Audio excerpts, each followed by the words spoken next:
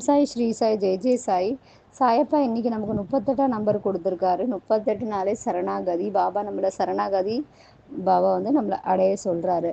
சரணாகதினாலே பாபாவுக்கு வந்து நம்ம நினச்சிட்டு இருக்கோம் ஒரு சிம்பிள் அப்படின்னு. நம்ம வந்து பாபாவை கெட்டியாக பிடிச்சிக்கிடணும். நம்ம வாழ்க்கையில் எவ்வளோ பிரச்சனை நம்ம ஃபேஸ் பண்ணிக்கிட்டு இருக்கோம் நம்ம வாழ்க்கையில், அது எல்லாமே நம்ம பாபா கிட்ட விட்டுறணும். பாபா கண்டிப்பாக அது வந்து எது நமக்கு ரொம்ப கஷ்டமாக இருக்கோ அதுக்கு வந்து கிளியரிஃபைனா ஒரு நல்ல தெளிவு கொடுப்பாரு. பாபா கிட்ட கதி அடைஞ்சோடனே கண்டிப்பாக நம்ம வாழ்க்கையில் அவர் வந்து ஒரு சேஞ்ச், ஒரு மாற்றம் கொடுப்பாரு. அப்படின்னு நினச்சிட்டு நம்ம பாபா கிட்ட எல்லா பிரச்சனையும் விட்டுறணும். வேற நம்ம வந்து பாபாட்ட எல்லா பிரச்சனையும் விட்டுட்டு பொறுமையாக இருந்தாலே போதும். பாபா கண்டிப்பாக நமக்கு நல்லதே பண்ணுவார்.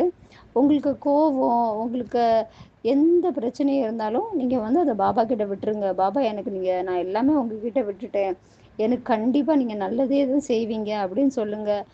பாபா உங்களுக்கு இதுவரை எவ்வளவு நல்லது செஞ்சுருக்காரோ டெய்லி பாபாவுக்கு நன்றி சொல்லுங்கள். வேற வந்து பாபா கண்டிப்பாக உங்களுக்குன்னு ஒரு பிளான் வச்சுருப்பாரு. உங்களுக்குன்னு ஒன்று கொடுக்கணும் அப்படின்னு பாபா வச்சுருப்பாரு. அது கண்டிப்பாக உங்களுக்கு கொடுப்பாரு. என்ன மெயின் பாபா உங்ககிட்ட எதிர்பார்க்காருன்னா, நீங்கள் வந்து நம்பிக்கையாக பொறுமையாக இருங்க, நேர்மையாக இருங்க. பாபா அதுதான் உங்கள்கிட்ட இருந்து ரொம்ப கண்டிப்பாக முக்கியமாக எதிர்பார்க்காரு.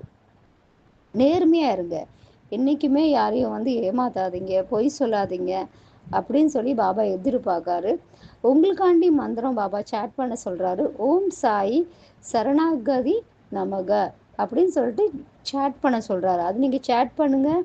அது சேட் பண்ணால் நீங்கள் வந்து பாபா அது யாரெல்லாம் சேட் பண்ணுறாங்களோ பாபா அந்த டிவோட்டியை ரொம்ப லவ் பண்ணிவிட்டு அவங்கள வந்து கண்டிப்பாக சரணாகதி அடைய உதவி செய்வார்.